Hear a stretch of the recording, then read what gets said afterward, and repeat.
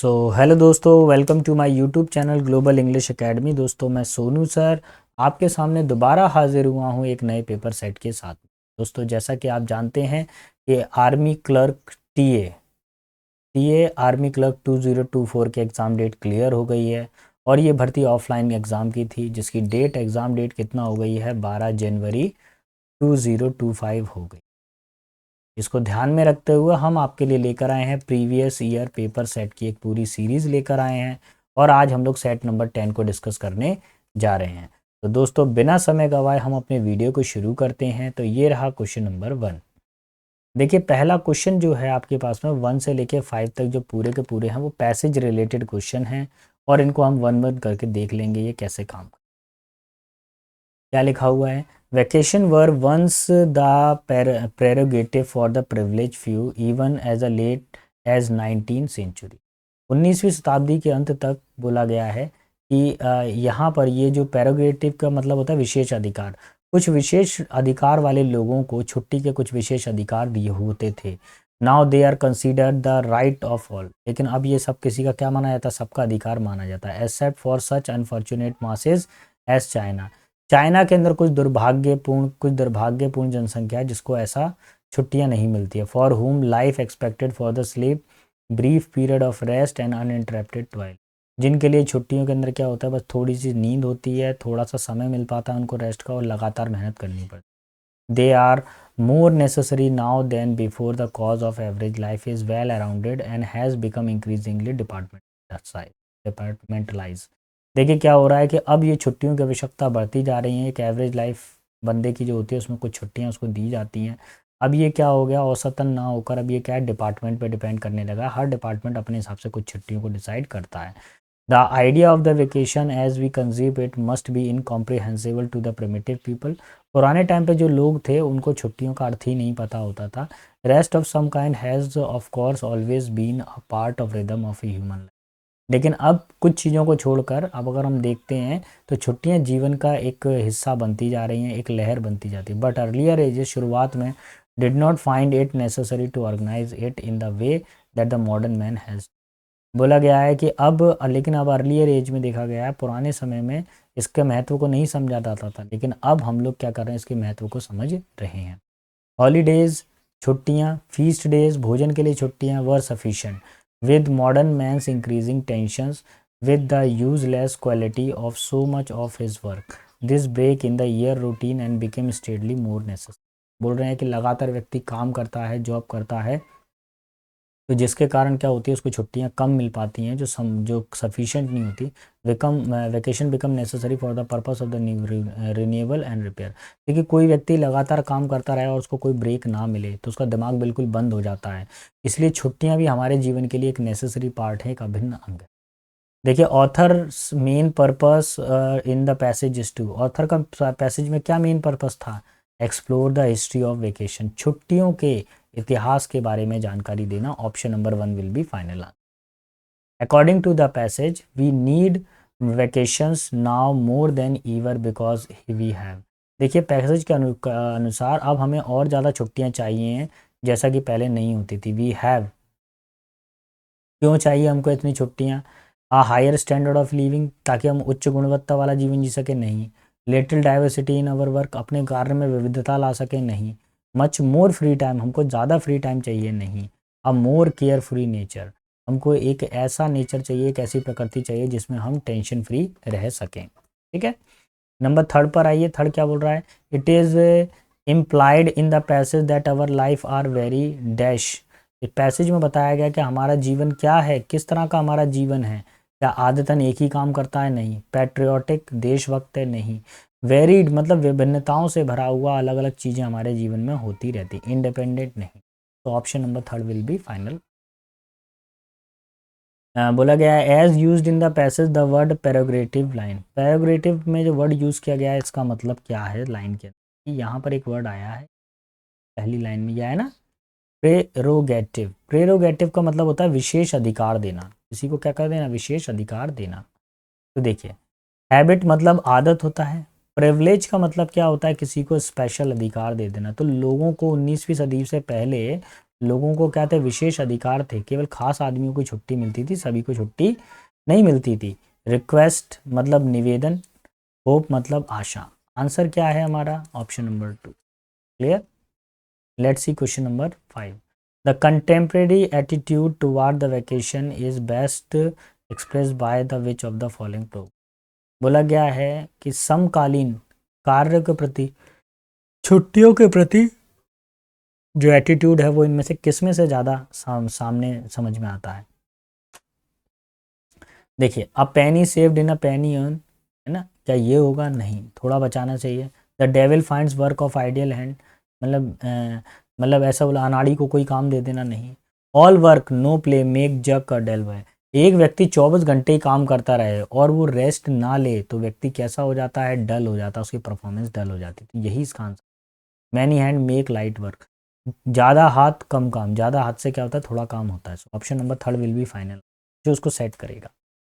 देखिए, हमने 5 क्वेश्चंस देख लिए हैं, अब हम बचे हुए 5 क्वेश्चंस को और देखते हैं unseen passages.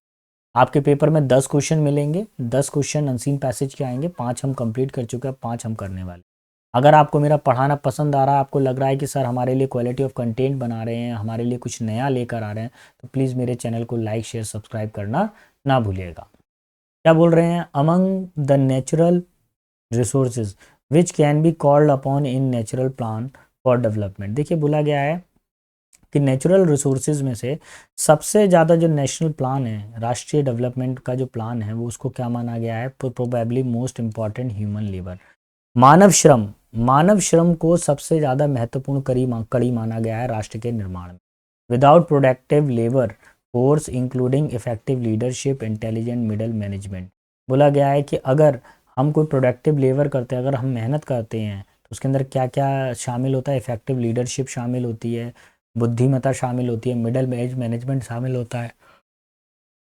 No amount of foreign assistance और natural wealth can ensure the successful development और मॉडर्नाइजेशन। देखिए, किसी भी देश के निर्माण के अंदर आपको क्या क्या चाहिए होता है, ये लीडरशिप चाहिए होती है ना, एकता चाहिए होती है। एक मिनट में ज़रा चेक कर लूँ पहले, ये जो वाइज मेरी आ रही है क्लियर की नहीं आ रही है, आवाज़ मेरी ठीक आ रही है, ओके है यहाँ, यही मेरे को चेक करना था। तो देखो, वो क्या बोल रहे हैं कि किसी भी देश का अगर निर्माण करना है, राष्ट्र का निर्माण करना है, तो फॉरेन असिस्टेंट यानी विदेशी सहायता के बिना, नेचुरल वेल्थ, एक वेल्थ मिलने, धन के बिना, विदेशी सहायता के बिना, एकता के बिना, बिना मेहनत के हम किसी भी राष्ट्र का निर्माण नहीं कर सकते हैं। One essential factor is usually looked overlook और ignored, the forgotten factor is the role of women. देखिए, हम लोग क्या करते हैं कि एक महत्वपूर्ण पहलू है जिसको हम अनदेखा करते हैं, वो क्या है, वुमेन फैक्टर, महिला। The development will be handicap, किसी भी देश का राष्ट्र क्या है, अपंग हो जाता है, एज लॉन्ग एज, जब तक women remain the second class citizen, जब तक महिला को दूसरे दर्जे का सिटीजन माना जाएगा। अनएजुकेटेड रहेगी महिला जब तक, without any voice in the family और कम्युनिटी डिसीजन, जब तक महिलाएं फैमिली के अंदर फैसले लेने में अपनी आवाज़ नहीं खड़ी करेंगी, विदाउट लीगल और इकोनॉमिकल स्टेटस, जब तक उनके पास में एक न्यायिक और इकोनॉमिक आर्थिक स्तर नहीं होगा, married when they are still practically children, then thenceforth producing one baby after the another, often only to see half of them die before they are school age। देखिए, जब तक महिलाओं को शिक्षा नहीं मिलेगी, उनको उनका अधिकार नहीं मिलेगा, न्याय नहीं मिलेगा, जब तक महिलाएं बराबर से आके खड़ी नहीं होंगी, तब तक किसी देश का निर्माण होना असंभव है, राष्ट्र का निर्माण होना असंभव। अब क्या होता था, पुराने टाइम पे क्या होते थे, महिलाएं केवल क्या करती थी, बेबी मेकिंग मशीन होती थी, केवल बच्चों को जन्म देना ही उनका काम होता था। अब ऐसा नहीं है, अब महिलाएं देश में कंधे से कंधा लगाकर, हाथ से हाथ लगाकर आगे की तरफ बढ़ रही हैं। अब देखिए, यहाँ पर कई सारे उनके बच्चों के जन्म होते थे, जिनमें से कई सारे बच्चे स्कूल जाने से पहले ही मृत्यु हो जाती थी। We can enhance development by improving women power, हम अपने देश के अंदर डेवलपमेंट ला सकते हैं अगर हम महिला सशक्तिकरण को बढ़ावा दें, by giving women opportunity to develop themselves, जब हम महिलाओं को अवसर देते हैं कि वो अपने आप को डेवलप करें। ठीक है, अब देखिए, the most important natural resource for the natural development, बोला गया है नेशनल डेवलपमेंट, राष्ट्रीय निर्माण के लिए सबसे ज़्यादा इम्पॉर्टेंट चीज़ क्या है, फॉरेन असिस्टेंट, विदेशी सहायता नहीं, ये सबसे ज़्यादा इम्पॉर्टेंट नहीं है। इंटेलिजेंट मिडल मैनेजमेंट, जो मध्यम वर्ग है उसको बुद्धिमान होना चाहिए, नहीं। इफेक्टिव लीडरशिप, नहीं। ह्यूमन लेबर, सबसे ज़्यादा वो जो महत्वपूर्ण है वो है मानव श्रम, मानव को श्रम करना पड़े। चलिए क्वेश्चन नंबर 7 पर आते हैं। ह्यूमन पावर मीन, मानव की ताकत का मतलब क्या है? मानव की ताकत से मतलब क्या है यहाँ पर? बोथ मैन एंड वुमेन, दोनों तो नहीं है। पीपल इंक्लूडिंग चिल्ड्रन, जिनके पास बच्चे हैं वो नहीं। ओनली मैन और ओनली वुमेन, किस चीज़ का है? अच्छा देखिए, ओनली मैन तो डेवलपमेंट नहीं कर सकता, ओनली वुमेन भी नहीं कर सकती।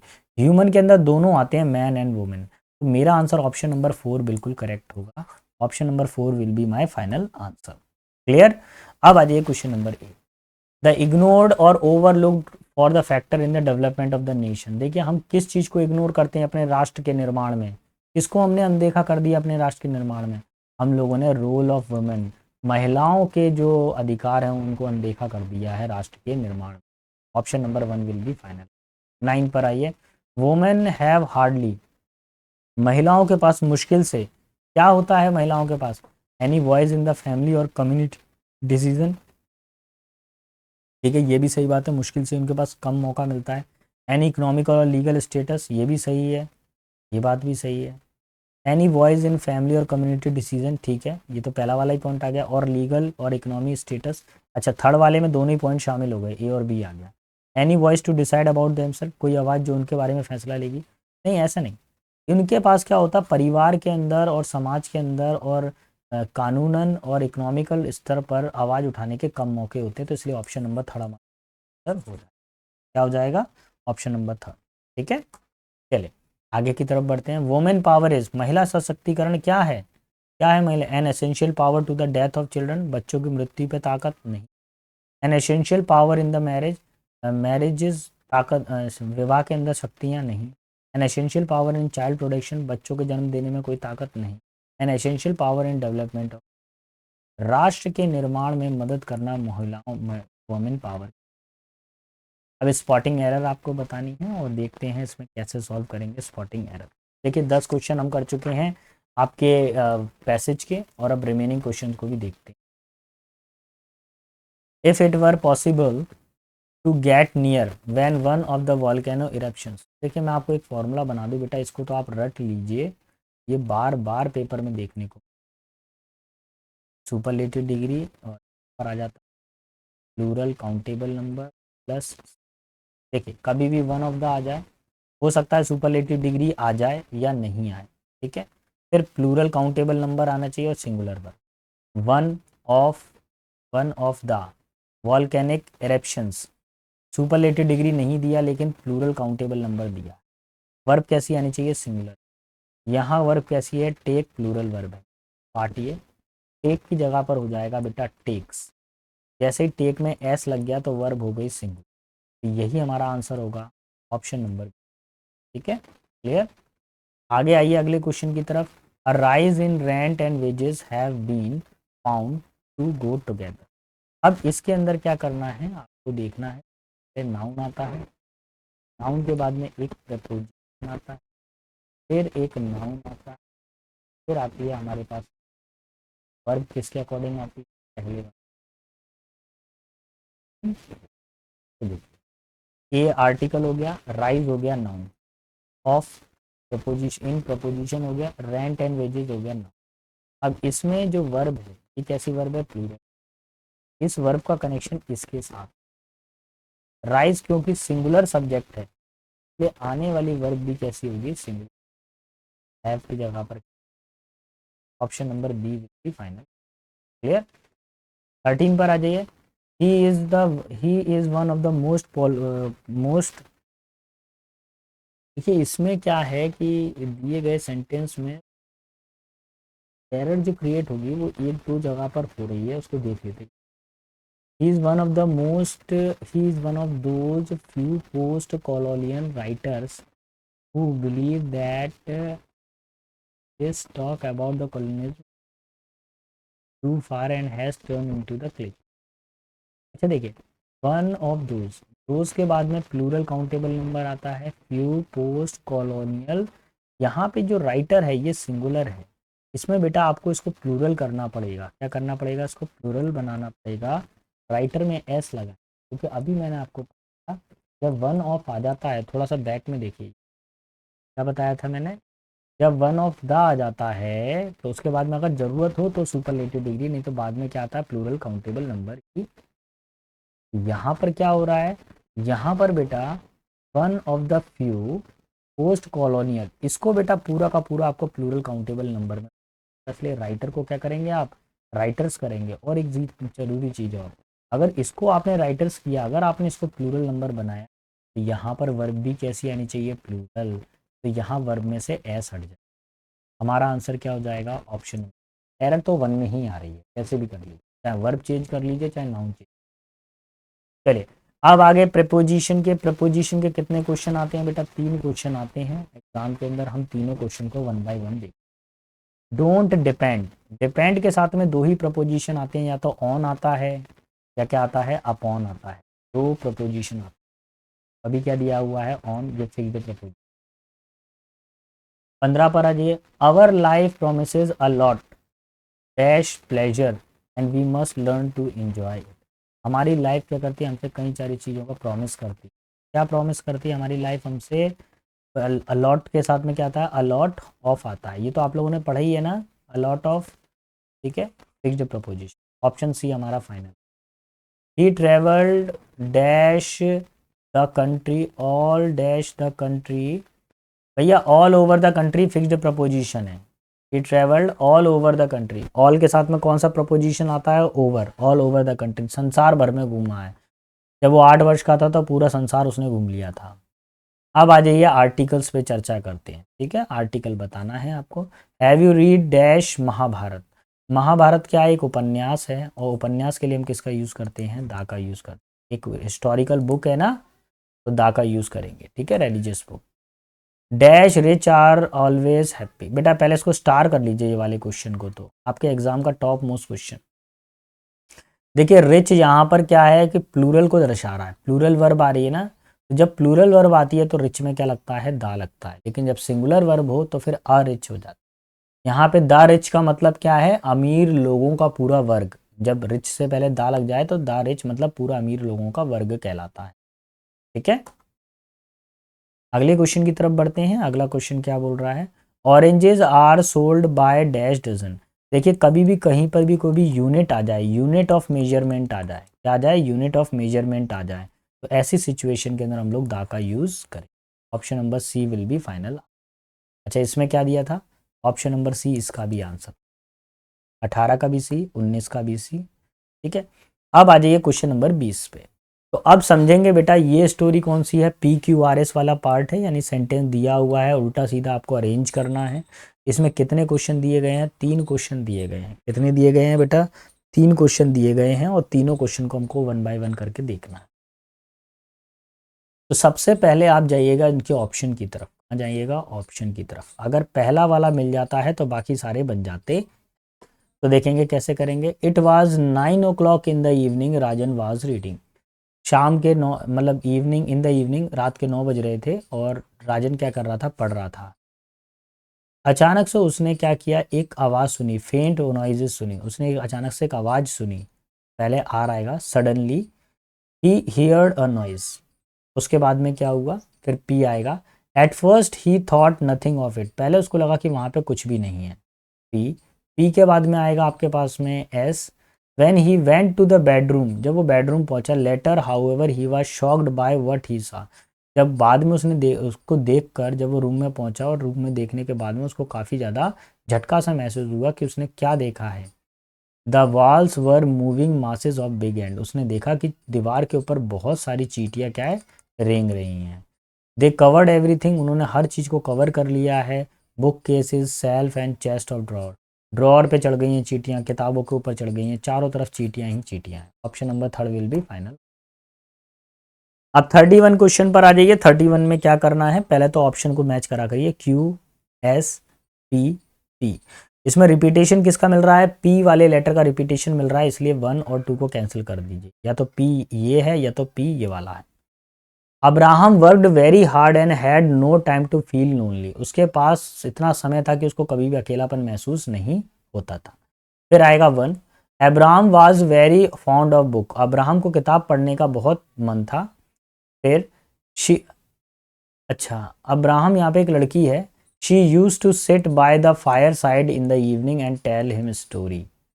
वह हमेशा क्या करते थे? अच्छा, अच्छा, अच्छा, ऐसा क्या?